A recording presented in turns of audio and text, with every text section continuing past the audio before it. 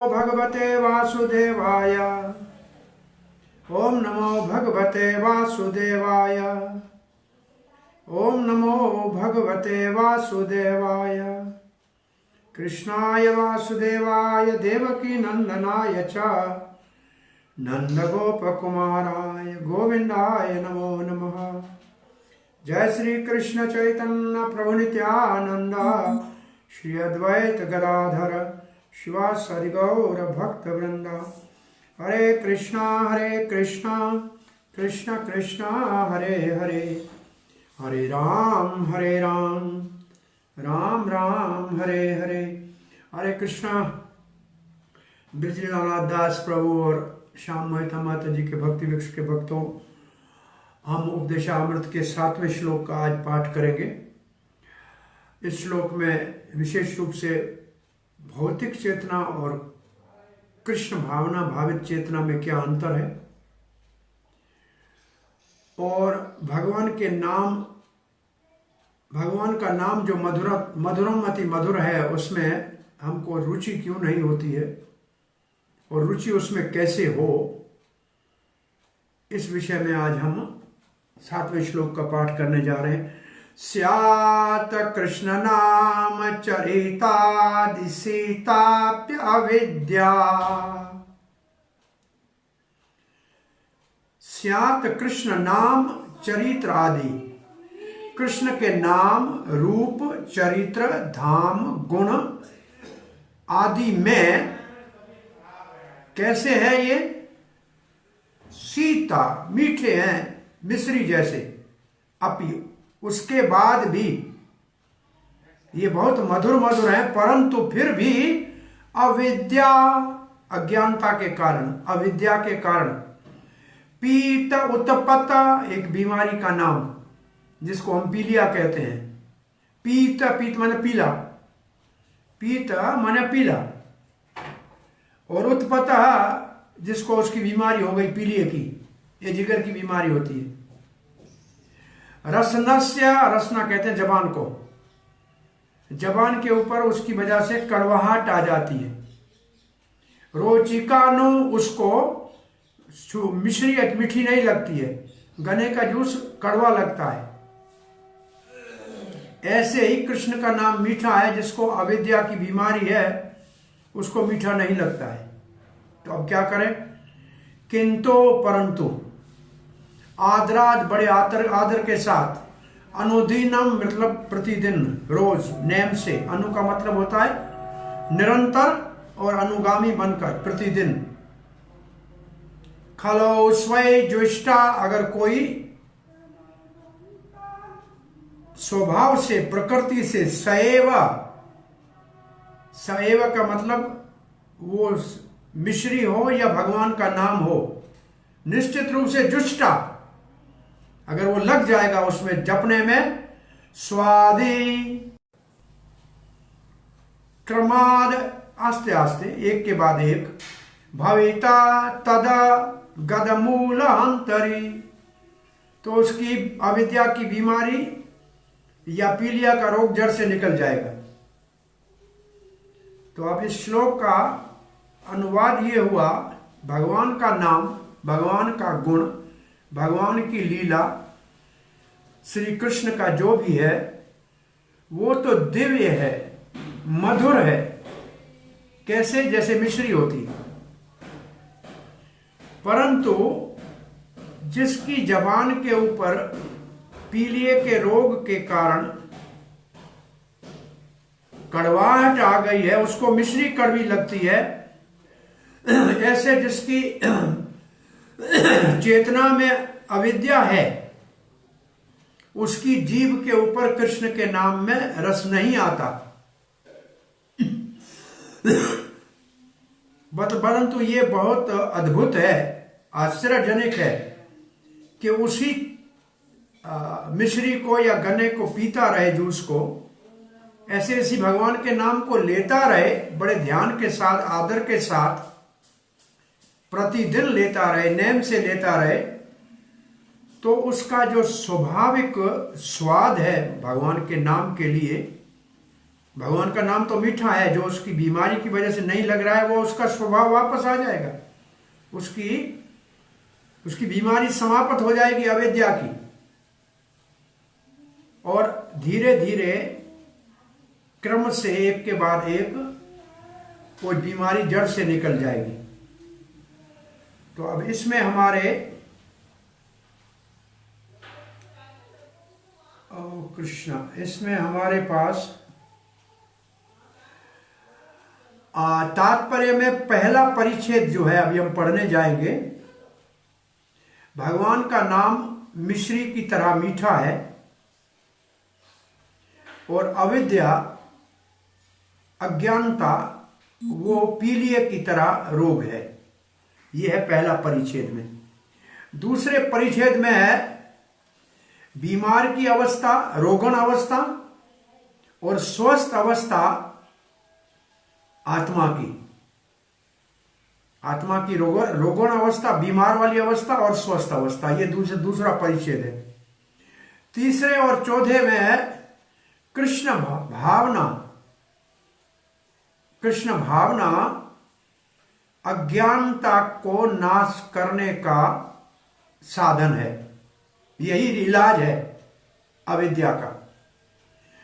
पांचवें परिच्छेद में हरे कृष्णा मंत्र अविद्या की बीमारी को जड़ से समाप्त कर देगा। और छठा परिच्छेद हरे कृष्णा मंत्र जपने के 3 स्तर, अपराध के साथ, शुद्ध और दोनों के बीच का स्तर, और 3 अंतिम परिच्छेद 7, 8, 9 और 10, 4 परिच्छेद। इसमें श्रद्धा से लेकर प्रेम तक जो 9 स्तर है वो हरे कृष्ण मंत्र जापने से कैसे हम श्रद्धा से लेकर प्रेम तक पहुंचेंगे। तो ये है 4 परिच्छेद अंतिम में। तो ये है असल में हमारे इस पुस्तक के परिच्छेद का किसमें क्या क्या है।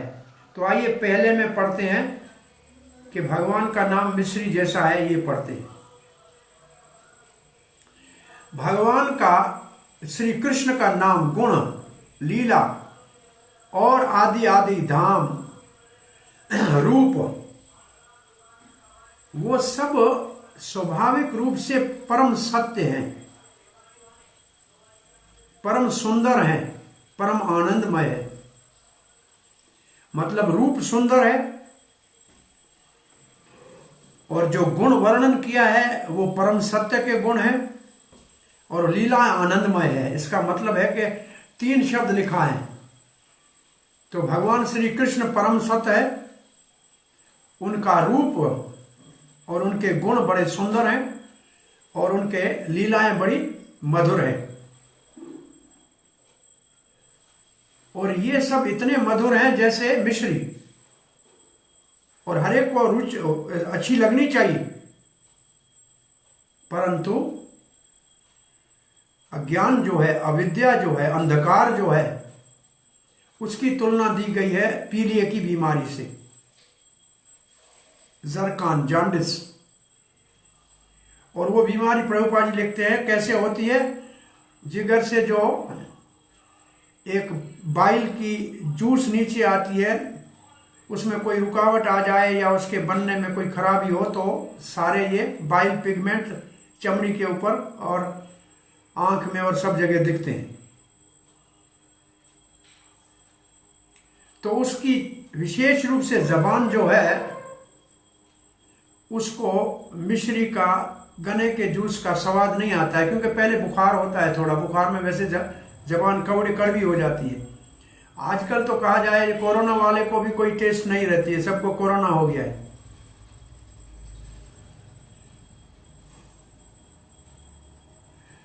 और ऐसे के पीलिए का व्यक्ति को मीठी चीज देंगे तो वो कहेगा ये तो बहुत कड़वी है। तो उसी पीलिए के समान जो अविद्या है, अज्ञानता है, वो भी भगवान के बहुत मधुर, अति मधुर नाम रूप गुण लीला, उसके रस लेने में, उसके स्वाद लेने में अविद्या बाधा है। हमारे स्वभाव को उसने बिगाड़ के रखा है, असली स्वभाव को। अब प्रभुपाद जी कहते भले बीमारी हो, रोग हो, लेकिन फिर भी अगर सावधानी के साथ कृष्ण भावना में भाग ले, कार्यों में भाग ले, भगवान के नाम को जपना शुरू करे, कृष्ण नाम सुने, जपे, कीर्तन करे, भगवान की लीला का श्रवण करे, तो उसकी अज्ञानता धीरे धीरे समाप्त हो जाएगी और उनकी जबान में भगवान के दिव्य मधुर नामों का जो स्वाभाविक स्वाद है वो आने लगेगा और भगवान के संबंधी हर चीज, तदीय वस्तु बड़ी अच्छी लगेगी। और ऐसे स्वस्थ, आध्यात्मिक स्वस्थ में वापस आने के लिए हमें नेम से साधन भक्ति का कृष्ण भावना में अनुकरण, कृष्ण भावना में लगना चाहिए। कल्टीवेशन का मतलब एक्टिविटी करनी चाहिए, कार्यशील होना चाहिए। तो ये पहला परिच्छेद पूरा होता है। और हमारे पास यहाँ पहला जो स्लाइड है उसमें लिखा है अविद्या रूपी पीलिया। तो एक तरफ पीलिया है, एक तरफ अविद्या है। यहाँ जैसे बीमार को पीलिया है और संसार को अविद्या है। पीलिया को मीठी वस्तु, मिश्री कड़वी लगती है और मधुर हरि नाम में रुचि नहीं होती भौतिक अविद्या वाले व्यक्ति को। तो क्या करना चाहिए? पीलिए वाले को मिश्री का सेवन करना चाहिए और अविद्या वाले को हरि नाम को लेते रहना चाहिए। तो क्या होगा? पीलिए का निवारण होगा और अविद्या का निवारण होगा। मिश्री मीठी लगने लगेगी, हरि नाम में रुचि हो जाएगी। तो ये हो गया हमारा पहला परिच्छेद। अब हम दूसरे परिच्छेद को पढ़ने जा रहे हैं। ये हो गया। अब दो प्रकार का दूसरे परिच्छेद में दिखा है, भौतिक रोग और यह रोग की स्थिति जीव की और जीव की रोग मुक्ति की स्थिति। रोगुण और स्वस्थ अवस्था, ये दूसरा परिच्छेद है। तो इसमें हम पहले पढ़ते हैं, भौतिक जगत में भौतिक प्रकार के जीवन जीने की शैली को जो अपनाता है और उसमें अधिक रुचि रखता है और आध्यात्मिक कृष्ण भावना में के कार्यों में कम रुचि रखता है, तो ये उसकी रोग की अवस्था है। देखो, हमारे को शरीर है तो शरीर के काम भी करने हैं और आत्मा है तो आत्मा के लिए भी काम करना है। तो आत्मा के काम है कृष्ण भावना के और शरीर के काम है भौतिक। तो अगर भौतिक में ज्यादा रुचि हो गई और कृष्ण भावना में कम रुचि हो गई, शरीर में ज्यादा रुचि हो गई और आत्मा में कम रुचि हो गई, तो ये रोगण अवस्था है। आप देख लिए शरीर के लिए कितना कार्य करते हैं और आत्मा के लिए कितना कार्य करते हैं, बहुत मुश्किल है। कम आत्मा का कार्य है, यही रोगण, ये बीमारी की अवस्था है। और हमारा स्वाभाविक स्थिति क्या होनी चाहिए? सामान्य अवस्था क्या होना चाहिए कि हम कृष्ण के नित्य दास है। जीवेर स्वरूप है कृष्ण नित्य दास। हमें भगवान की सेवा में लगना चाहिए। हम तो भौतिक जगह संसार की सेवा में लगे हुए हैं, इंद्रिय भोग की सेवा में लगे हैं, धन कमाने की सेवा में, मान की सेवा, मान लेने की सेवा में लगे हुए हैं। ये स्वस्थ हमारी अवस्था कृष्ण सेवा वाली, इसको हमने गंवा दिया है, जीवों ने गंवा दिया है भगवान श्री कृष्ण को भूलने के कारण। और हमने गलत का शरण ले लिया है। किसका शरण लिया है? भगवान की बाहिरंग माया का शरण लिया है। माया का मतलब है दुराश्रय। दुर का मतलब बुरा, आश्रय के मतलब शरण। इसका मतलब हमने गलत शरण लिया है। लेना चाहिए कृष्ण का शरण। यह है स्वस्थ अवस्था। जब कोई लेता है माया का शरण, यह हो गई उसकी बीमार अवस्था। तो संसार में सबने लिया है माया का शरण, इसलिए बीमार अवस्था है। अगर हमारा विश्वास दुराश्रय में है, झूठे आश्रय में है, माया में है, तो फिर हमें निराशा के ऊपर निराशा मिलेगी, हमें आशा की किरण ही नजर नहीं आएगी, जन्म मृत्यु का चक्कर चलता रहेगा। संसार में सभी सुखी होना चाहते हैं, उनके भौतिक सारे प्रयास विफल हो जाते हैं। क्यों? क्योंकि अज्ञानता है, वो अपनी गलती को नहीं जानते हैं। वो एक गलती को सुधारने के लिए दूसरी गलती करते हैं। एक बच्चे ने कहा, मां दूध के अंदर चूहा गिर गया है, बोला बिल्ली डाल दो, चूहे को खा जाएगी, पर बिल्ली पड़ जाएगी, उसका क्या होगा? तो गाड़ी आ गई तो रोड बनाना पड़ेगा, अब रोड बनाएंगे तो एक्सीडेंट होगा, तो एक मुश्किल को हल करेंगे, दूसरी समस्या पैदा हो जाएगी। तो ये है भौतिक जगत का कार्य।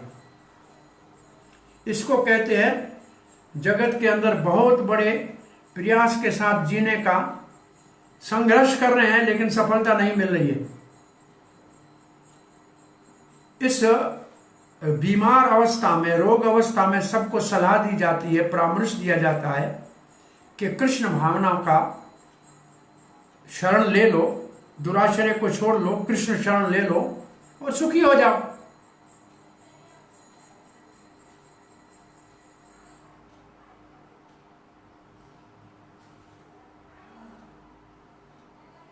अगर वो ये शिक्षा नहीं लेगा तो कभी सुखी नहीं होगा। तो ये हमारा यहां लिखा है, स्वस्थ अवस्था जीवेर स्वरूप है कृष्णेर नित्य दास। माया के आकर्षण के कारण के होकर, आकर्षित होकर कृष्ण को भूल गए जाना, तो हो गई बीमार अवस्था। भौतिक जीवन शैली में अधिक रुचि, बस इतना है इसमें। हमने इसमें और भी पढ़ लिया कुछ कि कैसे फंस जाता है। अब हम तीसरे परिच्छेद में पढ़ने जा रहे हैं। माया के मिथ्या शरण को ग्रहण करना। मिथ्या शरण का मतलब दुराश्रय, केवल निराशा की प्राप्ति, कभी आशा नहीं दिखेगी। एक त्रुटि को दूसरी त्रुटि से सुधारने का प्रयास और संघर्ष। कृष्ण भावना के उपदेश को स्वीकार करना।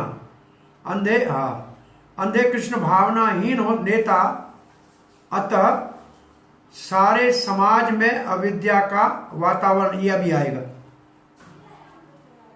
अब आप पढ़ने जा रहे हैं, कृष्ण भावना अमृत संग पूरे विश्व के अंदर प्रचारित हो रहा है। किसके लिए? अज्ञानता से मुक्त करने के लिए। संसार को, मानव समाज को अज्ञानता से मुक्त करने के लिए कृष्ण भावना पूरे विश्व में प्रचारित किया जा रहा है। तो उनको कौन है जो पथ भ्रष्ट कर रहा है? अज्ञानता में कौन ले जा रहा है? सामान्य लोग जो है अंधे नेताओं से पथ भ्रष्ट होते हैं, अज्ञानग्रस्त होते हैं। क्यों? वो कौन है? ये अंधे लीडर कौन है? ये अंधे हमारे नेता कौन है? तो मानव समाज में 3 प्रभुपाद ने नाम लिखा है, राजनीतिक, दार्शनिक और वैज्ञानिक। दार्शनिक, राजनीतिक और वैज्ञानिक, ये 3 है। इसके साथ और भी बहुत सारे होंगे। ये अंधे क्यों है? ये नेता अंधे क्यों है? क्योंकि कृष्ण भावना से वंचित हैं। और भगवत गीता में इनको कहा गया है, क्या कहा गया है इनको? नास्तिक। और इनको कहा गया है नराधम, पापी, मानव में नीच। ये श्लोक, नमाम दुष्कृतिनो मूढ़ा प्रपद्यन्ते नराधमा माया पहर्त ज्ञाना आशुरिम भावमाश्रिता।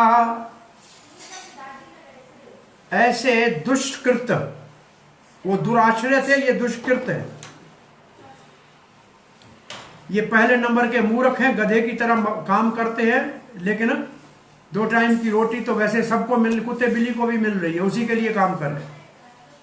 मानव समाज में सबसे नीच है।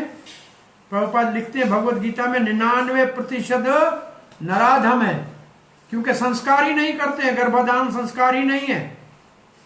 और जिनका ज्ञान माया ने हर लिया है, ये सब वैज्ञानिक दार्शनिक, माया ने इनका असली ज्ञान हर लिया है। और नास्तिक, ये सारे असुरी प्रवृत्ति के लोग कृष्ण का शरण नहीं लेते। तो अब हम आगे बढ़ रहे हैं।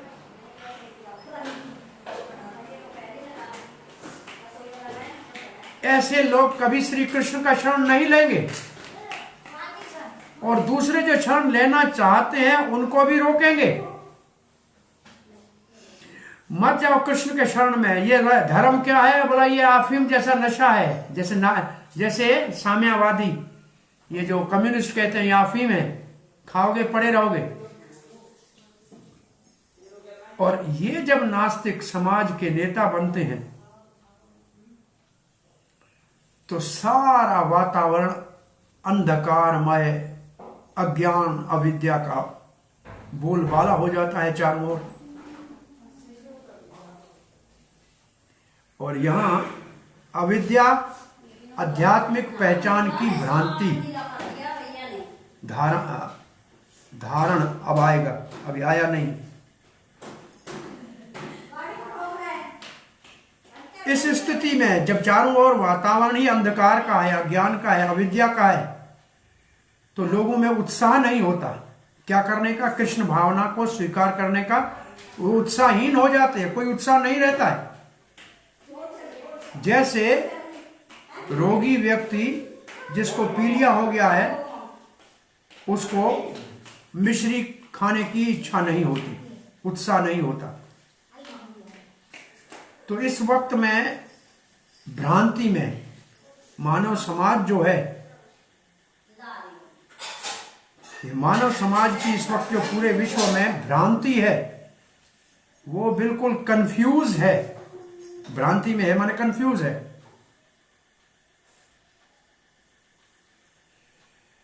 कृष्ण भावना के माध्यम से हरे कृष्णा कृष्ण कृष्ण हरे हरे, हरे राम राम राम हरे हरे एकमात्र रोग के निवारण का चिकित्सा है, जो सारे मानव भ्रांति वाले समाज को सीधे रास्ते पे ला सकता है।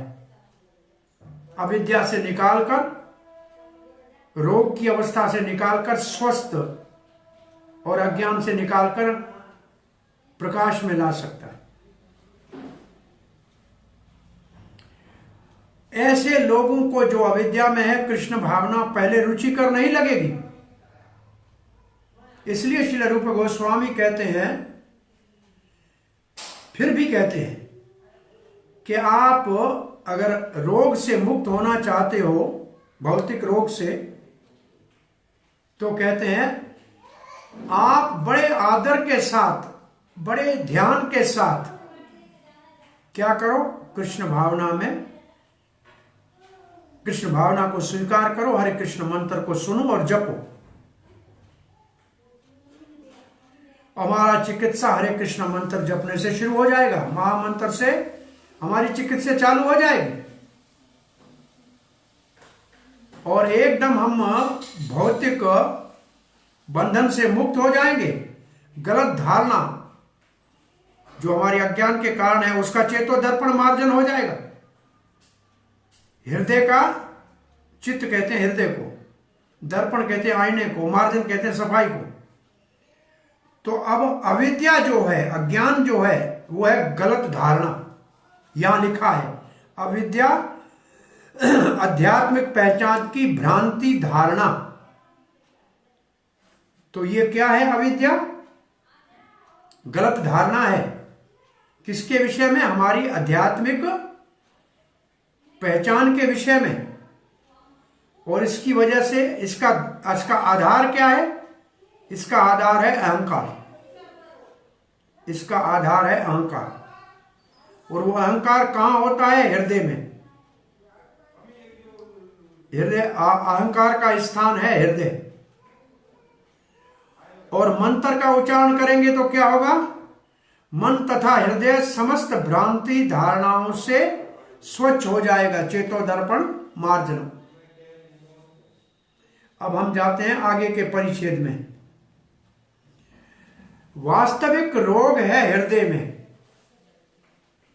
गांठ है, जैसे कैंसर की गांठ होती है ना, अहंकार की गांठ हो गई है हृदय में, झूठे अहंकार की गांठ। और हृदय और मन को प्रायः एक दूसरे की जगह पे नाम ले लेते हैं, दोनों का अर्थ एक ही है। अगर मन साफ हो जाएगा, चेतना पवित्र हो जाएगी, तो उसको भौतिक रोग से कोई क्षति नहीं पहुंचेगी, कोई कष्ट नहीं होगा, कोई ज्यादा हानि नहीं होगी। तो मन को पवित्र करने के लिए, हृदय को शुद्ध करने के लिए, गलत धारणा और झूठे अहंकार से मुक्त होने के लिए हमको हरे कृष्ण मंत्र जपना शुभारंभ करना चाहिए। ये बहुत सरल है, बच्चा भी कर सकता है, बूढ़ा भी कर सकता है, स्त्री भी कर सकती है, पुरुष भी कर सकता है, काला भी कर सकता है, गोरा भी कर सकता है, दिन में भी कर सकता है, रात में भी कर सकता है, उठते भी कर सकता है, बैठते भी। तो इतना आसान है और बड़ा लाभदायक है। प्रमाण आप अपने जीवों में देख सकते हैं। काले अफ्रीका के लोग चोरी बदमाशी छोड़ के भक्त बन गए। कहीं कहीं आप देखो सबका मन पवित्र हो गया,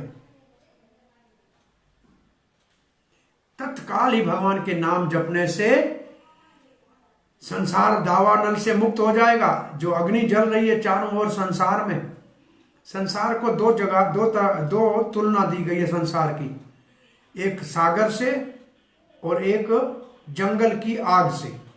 दावानल, अनल माने आग और दावा मतलब वन, दावानल।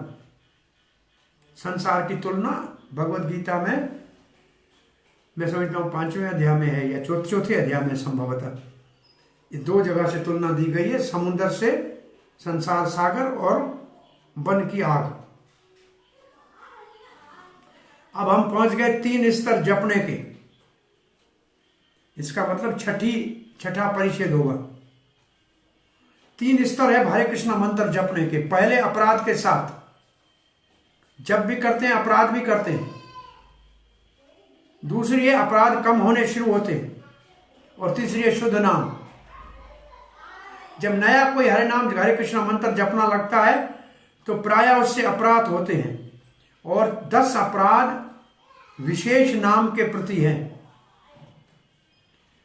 और वो मुख्य अपराध है। इनसे अगर कोई बचे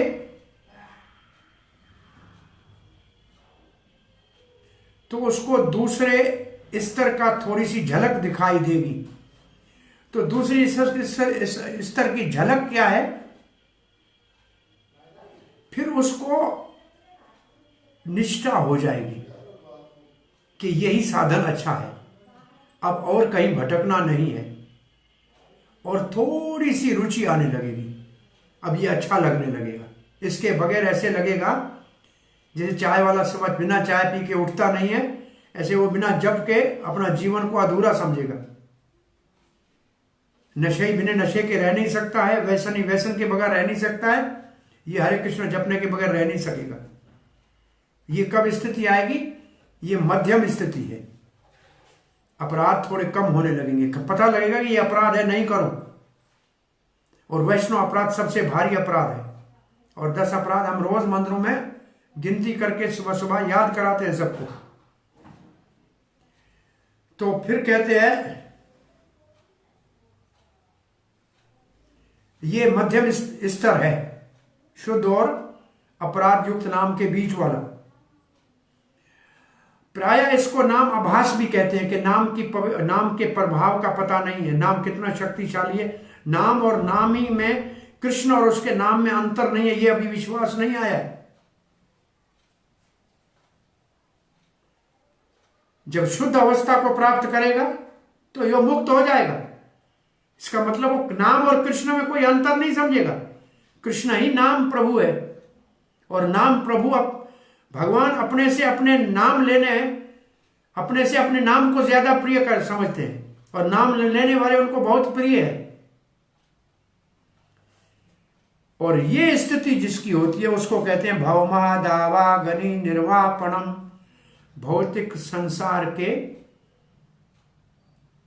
वन की अग्नि के ज्वाला से मुक्त हो गया। इसका मतलब मुक्ति हो गई, अब जलन कोई नहीं, अब डूबने का संस्कार में कोई डूबना नहीं है, अभी कहीं दुख में जलना नहीं है, जन्म मृत्यु में भटकना नहीं है। अब सारांश बता रहे हैं प्रभुपाद जी। सारांश ये है, भौतिक रोग से मुक्त होने के लिए हरे कृष्ण मंत्र को जपना अति आवश्यक है। कृष्ण भावना अमृत संग ऐसा वातावरण पूरे विश्व में उपस्थित कर रहा है। यही उद्देश्य है इसका, ऐसा वातावरण पैदा करने का, उत्पन्न करने का उद्देश्य है कि लोग हरे कृष्ण मंत्र जपें। अब कैसे वो आगे बढ़ेंगे, यहां से लिखा हुआ है। वो आगे कैसे बढ़ेंगे? पहले श्रद्धा होगी, आदव श्रद्धा। श्रद्धा का मतलब वो हरे कृष्णा जपने वालों के पास में आएंगे, हरे कृष्ण जपना शुरू करेंगे, ये है श्रद्धा। तो क्या होगा?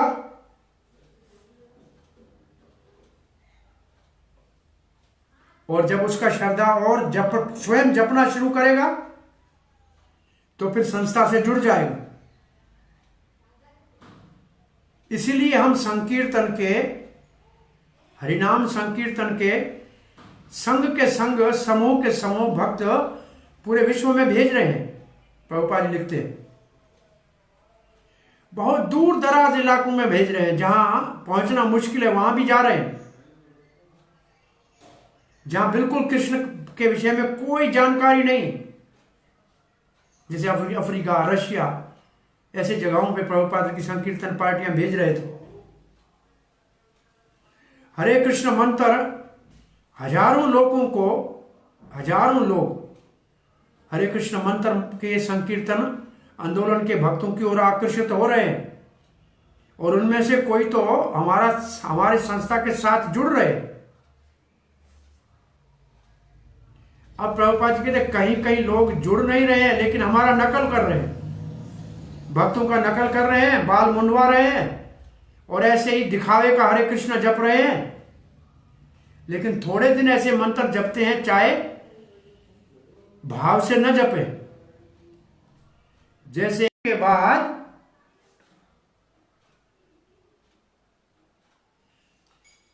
वो फिर पवित्र होने लग जाते हैं। और ऐसा अच्छी चीज का नकल करना भी अच्छी बात है, ये इच्छुक है, वांछित है, इसका नकल करना चाहिए। और ऐसे नकल करने वाले कुछ फिर आगे बढ़ के आते हैं, कहते हैं कि फिर हम दीक्षा ले सकते हैं क्या? इसका मतलब पहला श्रद्धा, दूसरा साधु संघ, संकीर्तन साधु संघ के लिए, और तीसरा हो गया भजन क्रिया। अब वो दीक्षा के लिए आते हैं और गुरु का शरण लेते हैं। ये हो गया तीसरा स्तर। पहली श्रद्धा, दूसरा साधु संघ, संकीर्तन के द्वारा लोगों को सौभाग्य प्राप्त कराया, भक्तों का संग दिया, चाहे लोगों ने नकल किया, श्रद्धा थी तब आए, अब उन्होंने दीक्षा ले ली। अब क्या होगा? जब दीक्षा हो गई तो इसको कहेंगे भजन क्रिया। अब ये भजन में लग गया, मतलब सेवा में लग गया, साधन भक्ति के अंगों का पालन करने लग गया। पहला अंग है ही गुरु पद आश्रय ले लिया, गुरु से शिक्षा दीक्षा ले ली, अब गुरु की सेवा करेगा और पूर्व आचार्यों के बताए हुए मार्गों का पालन करेगा। तब वो हरे कृष्ण मंत्र जपना शुरू करेगा, 16 माला नित्य नेम से भगवान की सेवा। चैतन्य महाप्रभु की सेवा होती है हरे कृष्ण मंत्र जपने से। राधा कृष्ण की सेवा तो बहुत नेम से होती है, लेकिन गौर निताय की सेवा केवल हरे कृष्ण मंत्र जपने से हो जाती है। ये बड़े दयालु। और जब ये करने लगेगा, मंत्र जपेगा, तो चार उसके अंदर जो दोष है, जो सारे समाज में प्रवृत्ति है, उसमें से वो बच जाएगा, रोग समाप्त होगा। कौन सा? चार नेम। तो वो अवैधिक स्त्री पुरुष का संग नहीं करेगा, कोई वैसन नशा नहीं करेगा, मांस नहीं पिएगा, मांस नहीं खाएगा, जुआ आदि नहीं करेगा। तो ये क्या लाभ हो गया? ये अनर्थ निवृत्ति हो गई। ये सब थे अनर्थ। भजन क्रिया करने से अनर्थों से निवृत्त हो जाएगा। अब ये न होटल में जाएगा, न किसी भोजनालय में जाएगा, न किसी सिनेमा में जाएगा,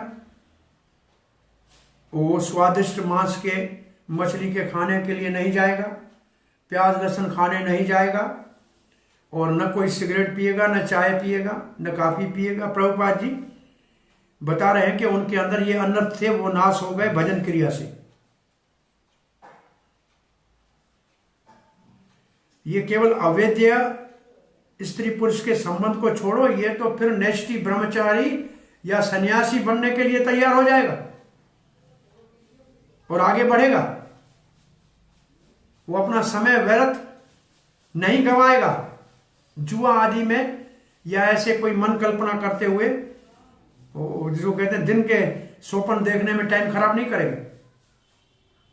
ऐसे वो अनर्थ निवृत्ति के स्तर को पार करेगा। और अनर्थ का अर्थ है जिससे हमारा लाभ नहीं है, वो चीज हमारे को हम कर रहे हैं जिनसे हमारा लाभ नहीं है। अर्थ का मतलब लाभ और अ का मतलब नहीं।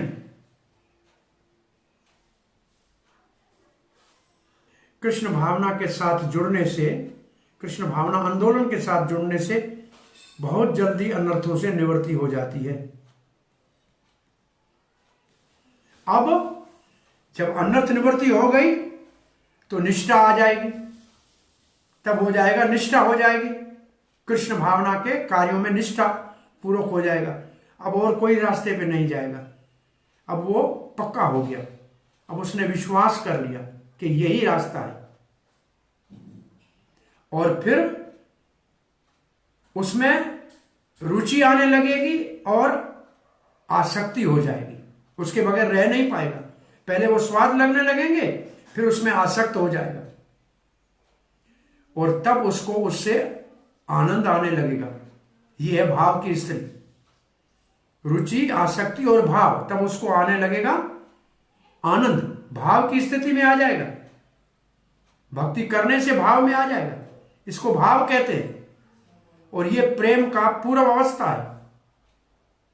अब इसके बाद तो भगवान का प्रेम प्रकट होगा ही होगा, क्योंकि लालाई हो गई है, रात चली गई है, अभी तो सूर्य उगेगा ही उगेगा, कृष्ण प्रेम का सूर्य उगने वाला है। अब वो भौतिक रोग से मुक्त हो गया, भौतिक बंधन से मुक्त हो गया, शारीरिक स्तर से में रुचि से मुक्त हो गया। अब इसको कृष्ण काम में रुचि हो जाएगी, शारीरिक चीजों के ऊपर रुचि नहीं होगी। अब उसको कोई संसार के वैभव में रुचि नहीं होगी, भौतिक ज्ञान में रुचि नहीं होगी, और जो भी भौतिक आकर्षण के वस्तु हैं उसमें रुचि नहीं होगी। जब उसकी ये सब चीजें किसी में रुचि न हो, तब समझना चाहिए कि वो भगवान परम पुरुष कौन है वो समझेगा, और समझेगा माया क्या है, क्योंकि उसने छोड़ा क्या है, माया। माया का शरण छूट गया, दुराश्रय समाप्त हो गया और कृष्ण आश्रय हो गया। तो ये जो प्रभुपाद ने लिखा है माया, ये दुराश्रय को ऊपर से लाए हैं यहां तक। अब फिर कह रहे हैं माया तो रहेगी, ऐसे नहीं रहेगी, परंतु भाव के स्तर के भक्त को माया स्पर्श नहीं कर पाएगी और विचलित भी नहीं कर पाएगी। ये ऐसे है जैसे हम कह रहे हैं कि अब टीके आने वाले हैं, कोरोना के वैक्सीन आएगी तो वो फिर कोरोना के रोग से हम दुखी नहीं होंगे, कोरोना तो रहेगा लेकिन हमको रोग नहीं लगेगा। तो ये कृष्ण भावना का ये जो 8 आदव, श्रद्धा, अथ साधु संग, भजन क्रिया, अनर्थ निवृत्ति, निष्ठा, रुचि, आसक्ति, ये जो 7 स्तर हैं साधन भक्ति के, ये है टीका लगाना, ये है इम्यूनाइजेशन करना। और इसको हम ठीक तरह से ना करते रहे तो फिर हम भाव पे पहुंच जाएंगे, तो फिर ये भौतिक रोग हमको छुएगा भी नहीं, ये माया स्पर्श भी नहीं करेगी, क्योंकि अब वो माया को पहचान गया।